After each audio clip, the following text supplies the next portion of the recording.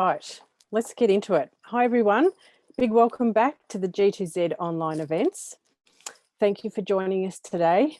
In the spirit of reconciliation, we acknowledge the traditional custodians of country throughout Australia and their connections to land, sea and community. We pay our respects to the elders past and present and extend that respect to all Aboriginal and Torres Strait Islanders. My name's Nell Thompson. I'm the coordinator of the National Getting to Zero program, or as we refer to it, G2Z. And I'll be hosting the webinar for you today. However, we're going to blame any glitches on Zoom or the internet gods. Getting to Zero was developed by the Animal Welfare League of Queensland, and they continue to support it to this day. G2Z offers its consulting, support and educational services at no charge to local governments and not-for-profits across Australia.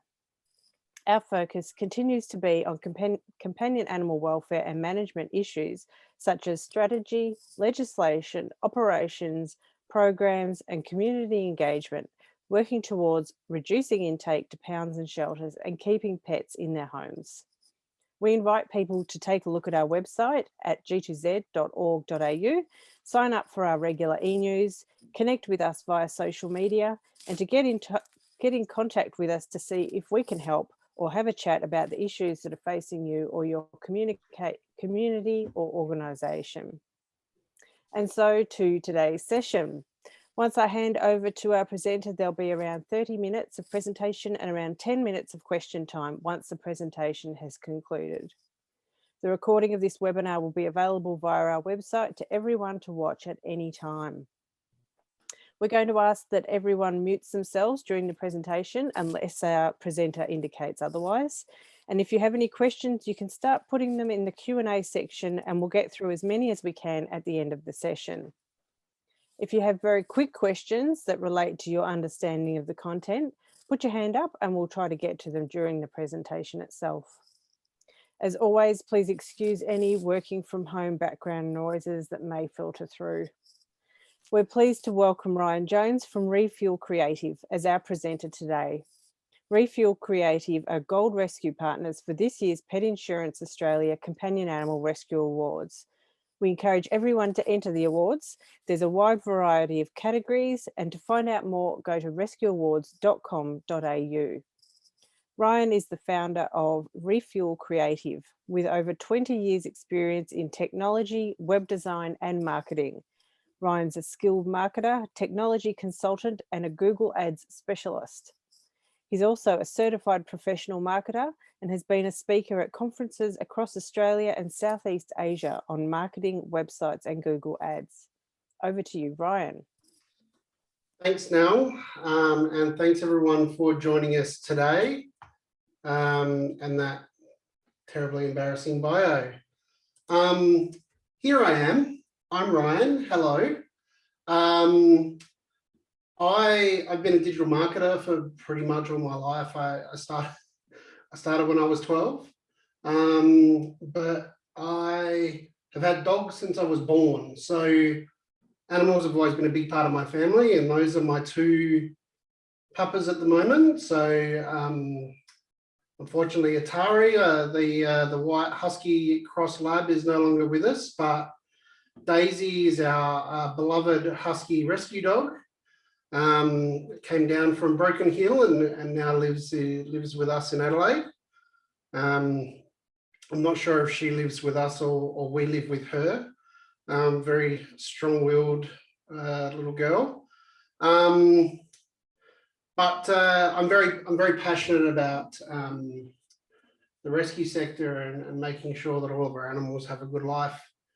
As Nell mentioned, please make sure that you put your questions in. I've got the Q&A open on my other screen, so I'll be going through and answering your questions as they come through. And I'd like this to be as kind of interactive as possible, because that's where we're all going to get the most benefit out of it. Just the compulsory spiel about who Refuel Creative are. So Refuel Creative is a digital marketing agency based in Adelaide.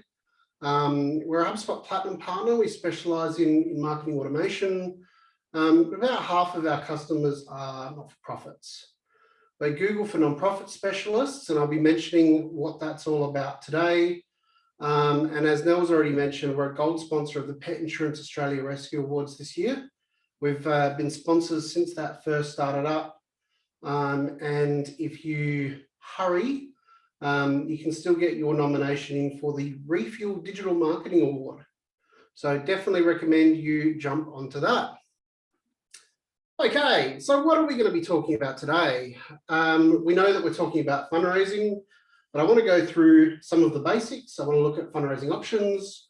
I want to look at how you collect money, online advertising that can drive people towards giving you money, and also the potential to automate that marketing on the back end. And automation is so critical to what is required in particularly small volunteer-based rescue groups. And we've seen last year in the Refuel Award at Companion Animal Rescue Awards, we saw that there was a huge number of rescue groups already using automation and technology to try and streamline their operations. Because you are reasonably resource poor, so using automation to try and scale that out will make your life much easier. So let's start with a really basic thing. What do we need at a very basic level to collect money? So to collect money from our donors, however they are. So look, the basics that you're going to need are some form of form that allows people to give you money. You need what's called a payment gateway. So really common examples there would be something like Stripe or PayPal. Your banks can provide you with a payment gateway, but that's usually a bit more expensive. And then a bank account. So surface level, that's all you really need. Now, obviously that form needs to live somewhere. I ummed and ahed a little bit about including your website in here as a basic. But when I went back and just reviewed what last year's finalists for the Rescue Awards were using, some of them weren't even using a form on their website. They were using a form through their payment gateway. So if you don't have a website, that doesn't have to be a barrier to getting some donations in. And I mentioned bank account, and I know that's a reasonably simple thing for a lot of people, but some small rescue groups don't have a bank account in the name of the rescue. So that's a really important thing to make sure that it's accounted for. With the payment gateways, we recommend using something like Stripe or PayPal because you can pay for it as a percentage of the transactions that come through. So if you go through your bank, typically you're going to be paying a monthly merchant fee, regardless of whether you take all your donations or you take no donations that month. Whereas if you use, let's pick on Stripe, you're paying about 1.85% of your donation as a transaction fee to Stripe, which I know it's not ideal to be giving away 2% of your donation, but that's a reasonably low cost, especially if you're just starting out.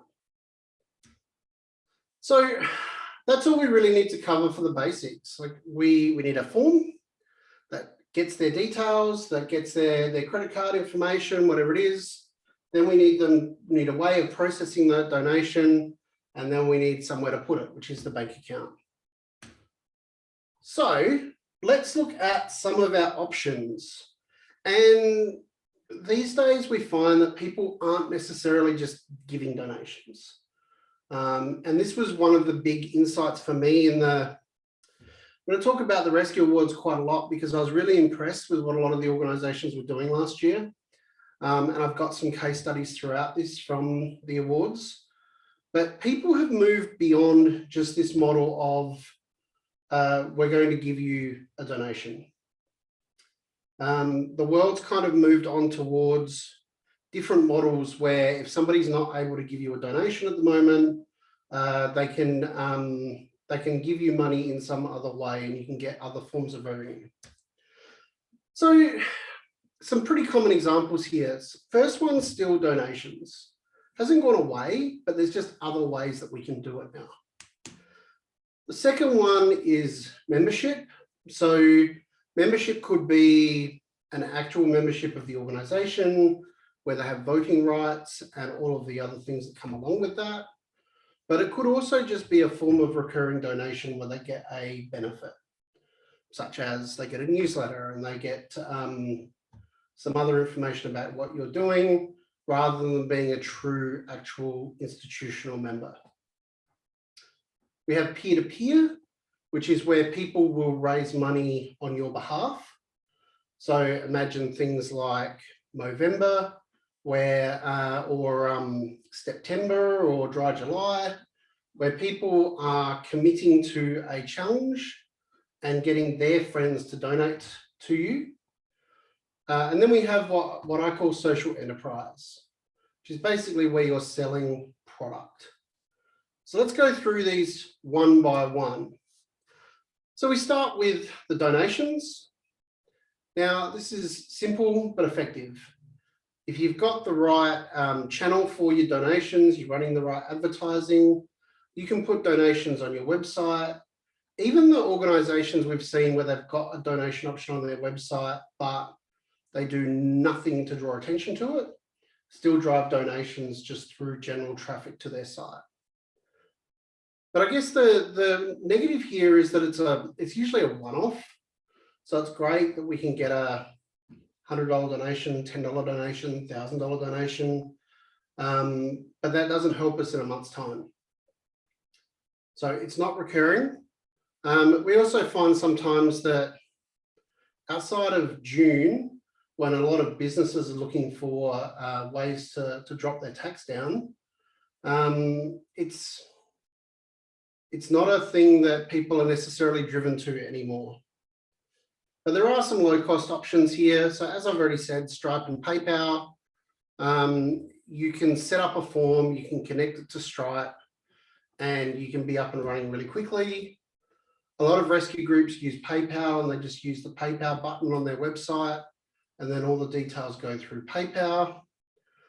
One organization in the Rescue Awards last year called a product called SCNet, and they were charging a very, very small fee per transaction, but they did the form and the payment gateway for you. So you basically just linked to your page and didn't have to do anything else. I'd never heard of it until the Rescue Awards last year, but it looks like a really simple, easy way for you to gather some donations. So, but what can we do beyond that? So this is an example of the group that won the Refuel Award last year, the Rabbit Sanctuary. They've got the PayPal Donate Now button. You click on that button and you can make a donation either through your PayPal account or using your credit card. One of the nice things about using PayPal is it's recognized. So people feel a bit more assured that their transaction is going to be secure. They feel like they can donate to you and not have their credit card details harvested so that people are buying things online. But this is it's an option in their main menu on their website. You can click on the donate button and make your donation through PayPal. So let's look at membership. And again, immediately, whenever we mention membership, we get people, sorry, I've just seen Lee, you put your hand up. Lee, so what is the commission from PayPal? Depending on how it's processed, it's roughly the same, well, it's roughly a little bit more than Stripe. So 2.8 to 2.9%. So a little bit higher, but again, you don't have the ongoing fees and commitment with that. So from my experience, until you're putting through thousands of dollars a month, you're actually worth paying those kind of fees. The banks will typically give you a lower fee. If you haggle a little bit, you can probably get sort of around the 1% fee, but that comes with a monthly cost as well. So that's I guess it's a risk assessment for you when you're just starting out. It's a reasonably easy thing to go, okay, I'm going to give up 2 to 3% with no ugly emergencies and figures and things. With one of our clients, nonprofit donation, we actually have a tick box on their donation form that says, I would like to cover the costs of processing my donation. So they actually pay the Stripe or the PayPal fee on top of their donation instead of the organisation wearing it. I think in this day and age, most people are aware that there is a cost in processing a credit card fee, so they're a little bit more prepared to pay that if it comes up. Hope that answers your question, Lee, but if any more come through, sing out in the chat or the Q&A. So back to membership.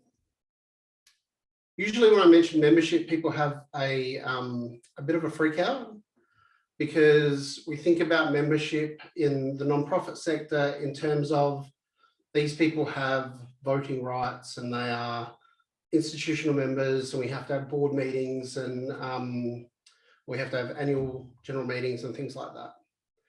You can offer a membership without it being a formal program like that. You know, you don't have to go to the expense of setting up a technical membership program. You can do it as a recurring donation type model. So the pros here are that you get a recurring donation. So you can set somebody up so they pay you $50 a month, $100 a month, $10 a month, whatever they're comfortable with. Or you can have a tiered benefit system where, you know, maybe somebody gets a certain outcome for a small donation, but if they're making a larger donation, then they get a larger thing every month. You know, quite a common example would be if you're paying a very small donation, you just get an email newsletter. If you're paying a larger donation, you get a discount on something. You get a thing every year. Magazines, postcards, thank you letters, Christmas cards, t-shirts. You know, there are a range of different options that we can use that we can build into the cost of running the program. I guess the con here is that there's a bit more complexity to set up. So what we would typically want to do here is, if it's a true membership program and we're offering a member benefit, then you need a way of being able to manage those members. We generally use a plugin called Paid Memberships Pro, which connects in with WordPress and allows WordPress to process all this for us.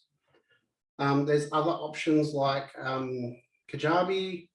You know, the benefit of something like Paid Memberships Pro is you can then have a member-only section of your website. We saw some really good examples last year of rescue groups that had assets there that were available to members and people that had rescued an animal through them. And those things were videos on how to look after your new pet, you know, what to expect when you're rescuing a dog or a cat. You know, most of us would be aware that sometimes rescuing a pet, they can come along with a little bit of baggage. I know that Daisy, when she came to us, was not a big fan of men in particular, and she was lacking in confidence. And obviously we had to work to rebuild that and understand what we had to do to support her through that. So being able to offer video content that helps you do that, helps make your rescues more effective and increase your success rates, and just make sure that people are a bit more familiar and aware with what they should be doing to help their pup. So again, more complexity to set up. We've got a system to manage it. We've got a system to take their money every month. We've got a system to provide them with some form of benefit. Paid Memberships Pro kind of combines all of that. You can set up recurring donations in PayPal. Again, you know, it's something that can be done, but it then becomes a little bit harder to manage because you need a central list of who those people are. Lots of different ways to do it. And I've given, so for this example, I couldn't find a small organisation that had this available. So I've gone with the RSPCA, and you can see in this case, theirs is a official membership program. So one of their membership benefits is board election rights. They get copies of the annual reports. They get regular updates. But when you think about the membership benefits, pretty much every rescue group can offer the first and the last benefit there, where you've got your regular updates and you're helping the animals. I will mention too that a couple of groups that I looked at here, I'm talking digital here, and I'm very much talking about how to streamline this process. But I did come across some organisations that had the old PDF on their website.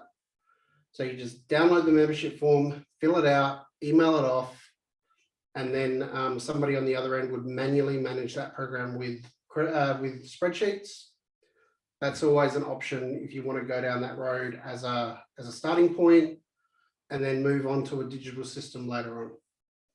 But it can be quite cumbersome to manage that way. All right, now let's talk about peer-to-peer. And one of the things with peer-to-peer is it used to be beyond reach of most small organizations. I mentioned Movember before. They have a huge investment in their technology platform that underpins their peer-to-peer fundraising every year. Once it's set up, it's actually minimal work for the nonprofit. You need to promote that as being an option, but it also gives you the opportunity to spread your message wider, because every person that's raising funds for your organization is then telling their friends about your work and trying to get their friends to donate to you. So all of a sudden your organization is able to reach a far wider audience. However, there's definitely more complexity to set this up than a simple donation form, but there are some pretty easy to use platforms out there. So some of you may have heard of Everyday Hero. Everyday Hero has now been bought out by Just Giving. Their fees are higher. Before you ask Lee, I'm onto that. Everyday Hero used to charge sort of 5 to 10%, depending on the amounts and the country that the donation was coming from. Just Giving, similar figures. But again, I really don't like those high percentages, but if that's offsetting our setup costs, it's a cost that you might be prepared to pay, because you're paying that on the donations that come in rather than a regular fee. The other option here is if your website's built in WordPress, there are a ton of plugins now that you can use in WordPress that give you the ability to set up peer-to-peer fundraising pages for people that are invested in raising funds for your organization. There's everything from, I want to set up a peer-to-peer fundraising option, through to, I want to run a raffle and I want to sell raffle tickets online. And as we still kind of come through the other side of lockdowns and COVID-related shenanigans, we find that more and more people are accepting of doing things online. They're accepting of giving donations online, and they're prepared to do that a lot more regularly than what they have in the past. So basically anything that you have done offline in the past or at events, there's now probably a reasonably low cost solution where you can take that online and use that to raise funds online. And peer-to-peer sounds a little bit vague, so I've picked out an example from Just Giving. So what you can see here is Captain Tom. Many of you would have remembered Captain Tom from the UK last year. So the idea here is that you can fundraise for a charity of your choice on Just Giving, and you can commit to a challenge. So some of the challenges that I found on here were I'm going to walk 50 kilometres. I'm going to, ride my unicycle from Adelaide to Melbourne. I'm definitely not going to do that, just before you ask. But, any challenge that somebody can come up with, you can now set up a page and say, I'm committing to this challenge, and I'd like all of my friends and business colleagues and acquaintances and budgies to make a donation to my charity of choice, which in this case is the Captain Tom Foundation. It's a good option to enable people to commit to those kind of challenges. Depending on your audience, it may or may not be very successful, but it is something that's worth looking into. Now, the last one here, I must admit, I was pretty surprised last year that there were a number of organisations that were already doing this. So when we talk about social enterprise, we're running a shop. We're selling items that people need or people want. Now, sure, there's lower profit margins on that, and depending on how, sorry, I'm just going to jump back to Samantha's question here. Are people not getting sick of these peer-to-peer fundraising things? They're still successful. They're still working quite well. I would imagine that there are a lot of people that are getting sick of them. And from your question, I'm guessing you're one of them. But they're always successful to an extent. Even the ones that come up on Facebook all the time where it's my birthday and I want to raise funds for the rabbit sanctuary, they're still getting a few $100s worth of donations. And if you have enough people doing that, that does add up quite quickly. So, social enterprise. You potentially have some upfront stock costs, depending on what you're selling. You are definitely having a lot lower profit margins than a pure donation, but you're selling items that people want or need. And I've got an example to show you in a sec. And this is really easy to set up the online side of it. So things like Shopify and BigCommerce, if you are not particularly fussy about the way that it looks, you can pull a theme off one of the free themes from Shopify or BigCommerce. You can sign up to a plan with them for roughly $30 a month, and you can get up and running. If you've got a WordPress website, you can install the WooCommerce plugin for free, connect it up with Stripe so you can take some credit card transactions, and off you go. Now, this has been big in the nonprofit sector for a few years, but it wasn't until last year that I really saw some rescue groups doing it what I thought was really well. So one of our finalists last year was the Greyhound Rescue New South Wales. So they've used Big Cartel for their shop.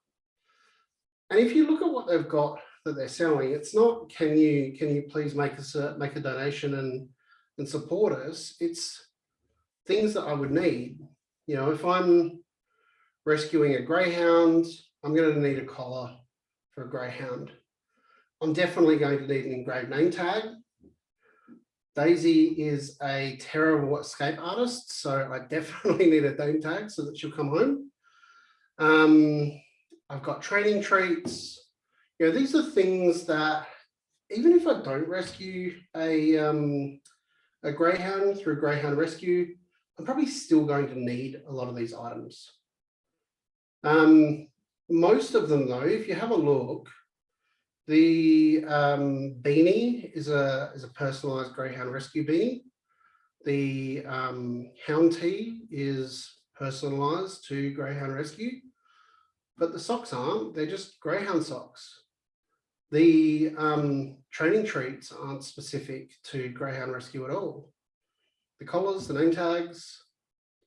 So if I have a choice of where I buy my pet needs and my pet accessories, would I rather go to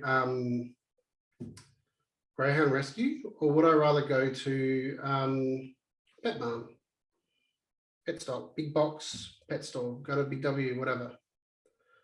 I mean, I'd rather support the non-profit. And if you look at the pricing as well, they've been able to come up with a model where it's affordable for most people. If you're buying a good collar, you're probably paying about $38, so that's fair enough. So what we're basically doing is, by selling things that people already need, we are creating that continual source of revenue and income. Even if you can't really afford to make a donation at the moment, depending on your personal circumstances, you still need dog food. So there are a range of clever ways that you can use that social enterprise avenue to raise funds for your organisation. All right, so let's talk about online advertising quickly. The reason I want to talk about online advertising is I want people to understand that it can be incredibly affordable and it can be incredibly effective. And we need that online advertising to drive potential donors to our website, especially if we're going down the social enterprise route and we want to make sure that people know that they can buy those accessories from our rescue group. So there's a few different online advertising options these days. The big ones I'd probably say are Google, Facebook, LinkedIn, Pinterest, TikTok, Twitter, and probably in that order, to be honest with you. Google searches, definitely amongst the highest trafficked options. Facebook is a good option because you can target specific people. As we'll talk about in a minute, Facebook's generally a more expensive option for rescue groups, but it can be very effective. The customer of ours I mentioned before, who's currently doing donation programs with the tick box, so people will cover their fees. They're running campaigns on Facebook where for every dollar that they're investing, they're making $8 to $10 back. So if you think about that in terms of a commission, they're paying roughly 20% of their donation value in fees to Facebook, but that's still a very effective way of raising funds.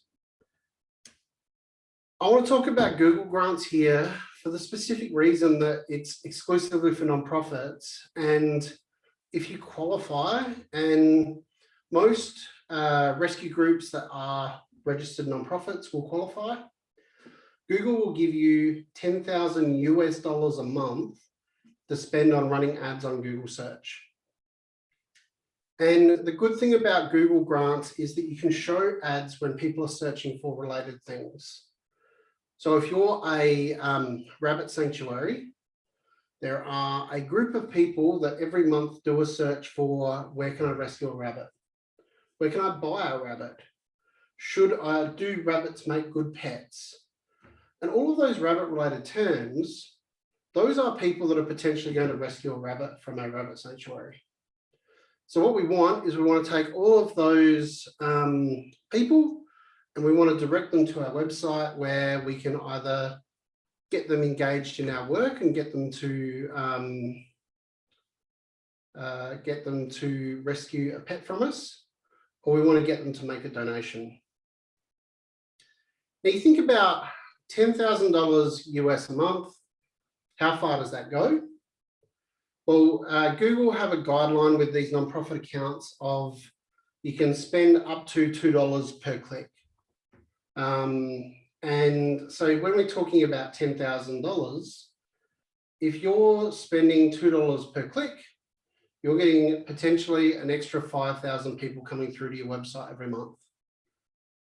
You only need a very small percentage of those people to make a donation or make an inquiry, and that makes a huge difference to the performance of your rescue group.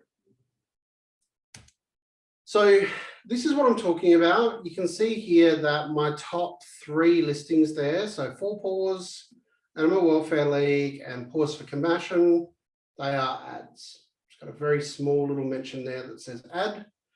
And then it's right down the bottom, that's our first, what we call organic listing. So that's somebody who hasn't paid for their position. But these organizations as nonprofits would all be using the Google ad grant. So they wouldn't be paying for their ads there. That would come off of their $10,000 a month. So if it's that in your face, you'll find that people will click on it. People will go and access your website and get some more information about what you're doing and make donations. Now, if we look at a particular organization,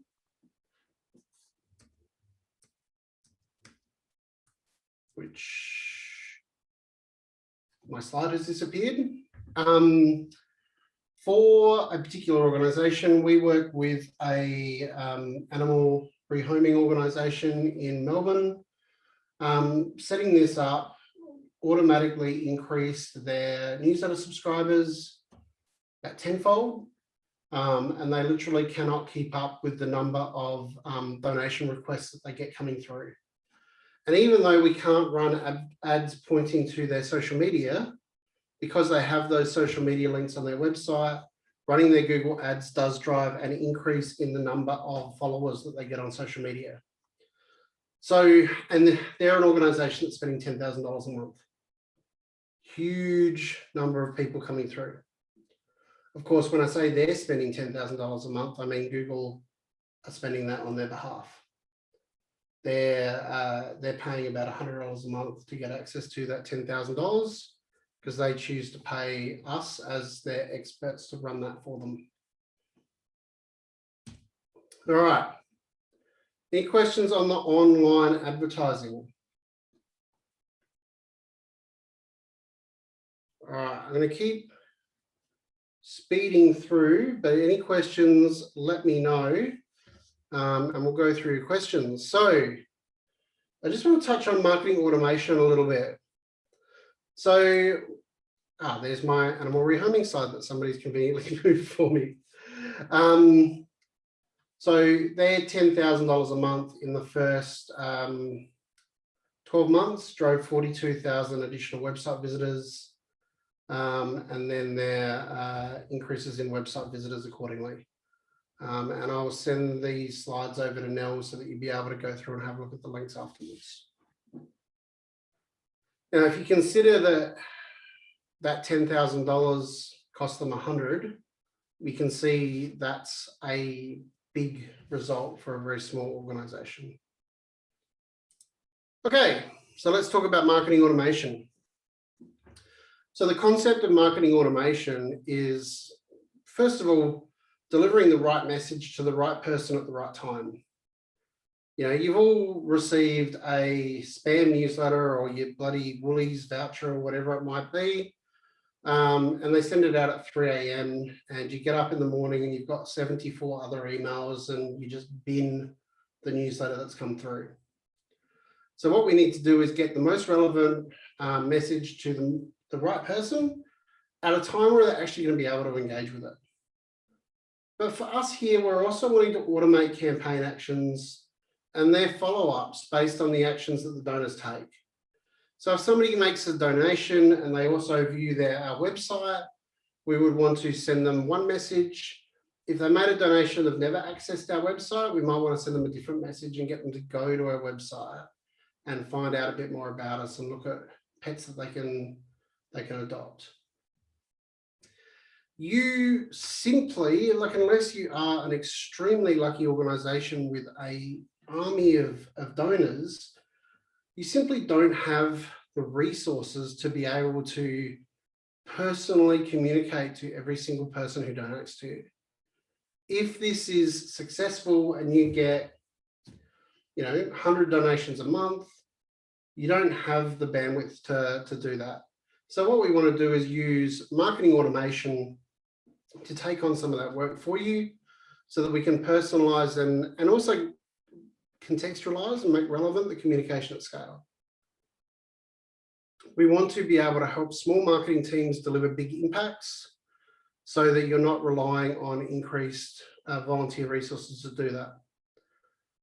It doesn't replace humans, okay? So we're not all going to be redundant volunteers anytime soon, but it does allow us to use a personal touch where it's actually going to provide us with the most impact, where it's the most relevant. So why should we use marketing automation? You simply can't perform every action manually. It's not realistic, it's not financially viable, it's not timely. If you just send out old bulk newsletters, people won't read them. They'll go to somebody at the wrong time of day, they'll go to the wrong person, you'll send a communication about adopting cats to somebody that we know only likes dogs and only prepared to adopt dogs. So we want to make sure that we're actually handling that in a way where we're using the information that we know about people to give them what they actually are looking for. Now, marketing automation tools, there's a range of different tools available for you to help you do this. Now, obviously, we're a HubSpot partner, so I have to mention HubSpot.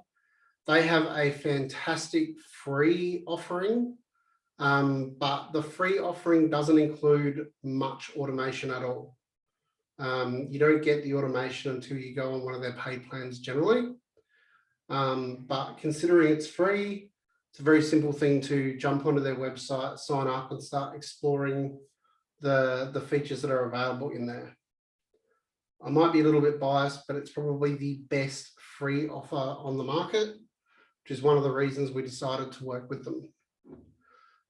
You have options as well like ActiveCampaign, Klaviyo, which is a mostly email related tool, and even MailChimp now, which a lot of you are probably familiar with, have scaled out their offering to include quite a number of tools. Generally, probably with the exception of HubSpot, which is, their premium plans are a bit more expensive. Most of these are reasonably affordable, sort of in the $20 to $40 a month mark, depending on how big your database is. The bigger the database, the more that you can expect to pay for these tools, which again makes sense to an extent, because if we have a bigger database, we have more potential donors. Hopefully we have more donations coming in. And if we're automating our follow-up so that we can get those people to make their donations more regularly, we have more income coming in, so it offsets the cost of the tools. So if you think about what you could put into running a donation program, running a fundraising program, and you look at all of the costs that are going to be associated with that program, your tool budget might be, when you're just starting out, it might be $50 to $100 a month. But if that ended up representing 10% of the overall donations that you brought in from it, that's a really worthwhile endeavor. So again, why do I think HubSpot is a good solution here? It does start off free. It connects to nearly anything out of the box. So it connects to Stripe, so we can see our Stripe donations on our contact records in the CRM. It has email marketing available for free and the ability to personalize what's in the email, so we know we're sending different communications to dog people versus cat people. There's a lot of online training available, and you can also use it for service and support. So you can have a central database of people.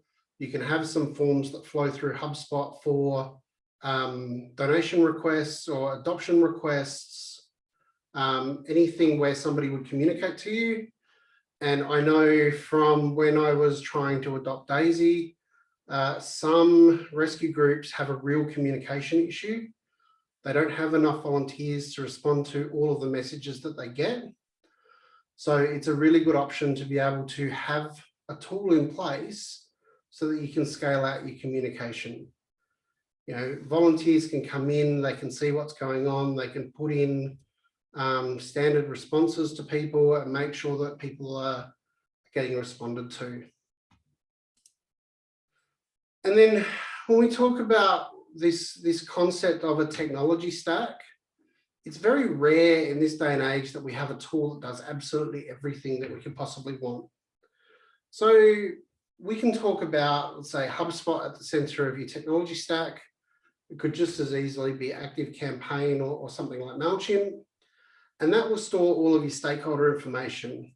It will direct the marketing automation or direct the other pieces of the puzzle on how that works. And it'll also track your donations.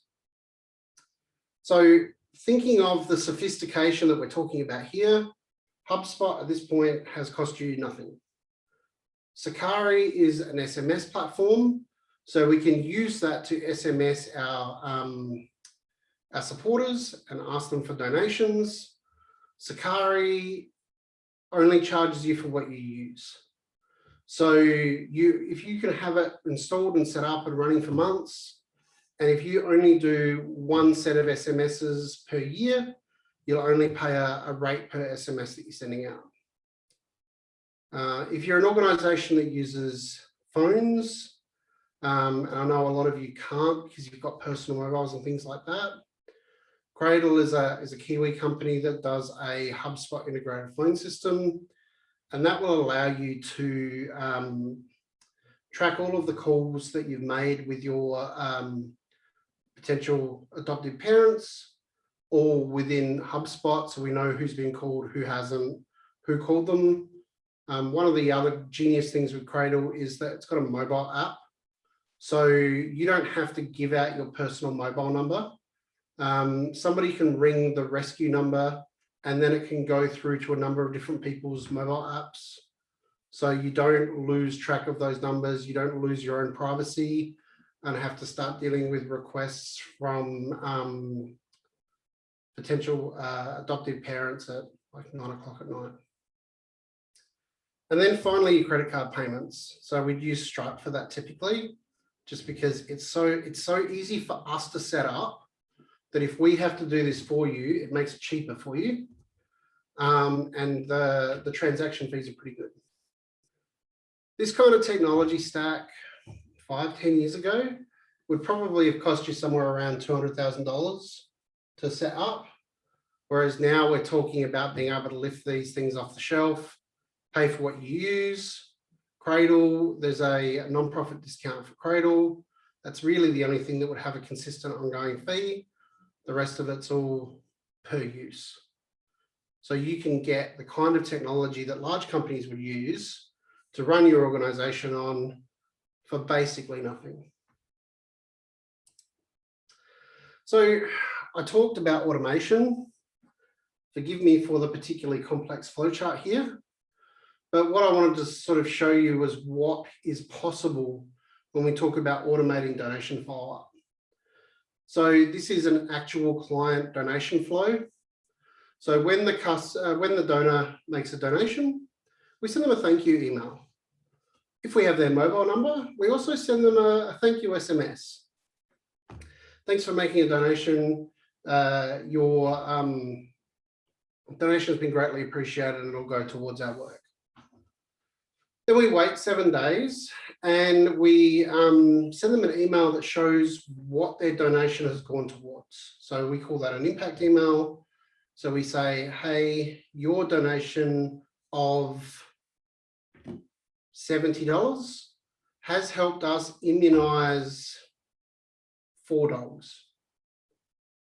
Then we wait another week and we go, okay, well, did they make a one-off donation or did they sign up for a regular donation? If they signed up for a regular donation, then we take them out of this flow because we'll do a separate thing there where we can try and get them to increase the amount that they're donating on a regular basis. if they made a once-off donation, then what we really want to do is get them to convert into a regular donor. So we're going to send them an email and go, thank you again for your donation, but wouldn't you like your donation to go further? Why don't you consider becoming a regular donor for these reasons? Then we have a reminder to call the donor. So in the case of this organisation, they have 2 different part-time people who can call the donors when they make their donation. I know that's an expense, but they find that expense is offset by the value of the donations that come in. We set the reminder for somebody in their team to call. Then we wait 3 days. So we're basically giving the staff 3 days to call the donor. We do a little check and go, were they called? No. Okay, well, we're going to remind the team member to call them. If they were called, we check whether they became regular donors, and conceptually, then we'll send them another email if they didn't and say, why don't you try now? Is now a better time for you? If they did become a regular donor, then we've succeeded and they're done. So if you consider, with the exception of the phone call in this process, this engages with a donor about 1, 2, 3, 4 times without you talking to them at all over maybe 4 weeks, which is not really something that most of you can do with the resourcing that you've got. But all of this happens in the background on autopilot, and you just wait to see the donations come in the reporting, which is a really powerful option for making sure that we are making effective use of our donations and increasing our impact. Last thing here is just talking about personalized content. So I talked about dog and cat people. We can use smart content when we're doing our marketing automation so that we can control the display of different things. So a really common example, again, would be the dog and the cat. So if we know they're a dog person, let's just show them dogs that they might want to adopt. If we know they're a cat person, let's just show them cats. We don't have to send 2 different emails. We can just select what they see. And that can happen in a range of different places. You know, if you're resourced well enough, you can even do that on your website. You know, show different messaging to different people all the time. All right, so I just want to take some key takeaways here from the marketing automation part. So the automation allows you to run personalized campaigns at scale. HubSpot provides an easy, cost-effective entry point. And in fact, compared to some of the other options I mentioned, it's probably the only free one. But you can customize it for your campaigns and understanding what you're doing there. I do think the other thing I really want to just emphasize here is that some of what I talked about today is reasonably complicated. There are people like us around that do work with nonprofits, are familiar with nonprofit budgets, and do offer nonprofit discounts. But in the main part, most of what I mentioned, you've got an investment in setting it up, whether that's your time, a volunteer's time, or say a professional's time like us. Once it's set up though, you're bringing in a new revenue stream. You're bringing in new donations. You're tapping your new digital world to try and bring people through. So it's a very low cost option compared to what it has been in the past. And hopefully there are a few of you on here today that are really digitally engaged, have looked at what I've said and gone, hey, that's a great idea. I can set that up myself. You know, or you can go to whoever's supporting your website and get them to give you a hand. So if you want to start firing through any remaining questions that people might have, I just want to leave with a bit of a call to action. If you are really on top of your digital marketing, please apply for the Digital Marketing Award at the Rescue Awards. I'm a judge there, and it's It's really pleasing to be able to look through all of the nominations, but the Pet Insurance Australia Companion Animal Rescue Awards, it's a mouthful, has a lot of other categories that I think are very valuable to provide you with recognition. So do check out the different awards there and do apply for some if you feel like they're a good fit for you.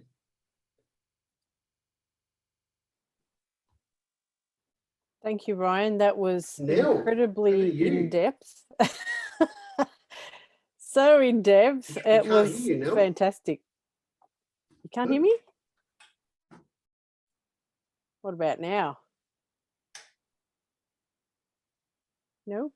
There we go.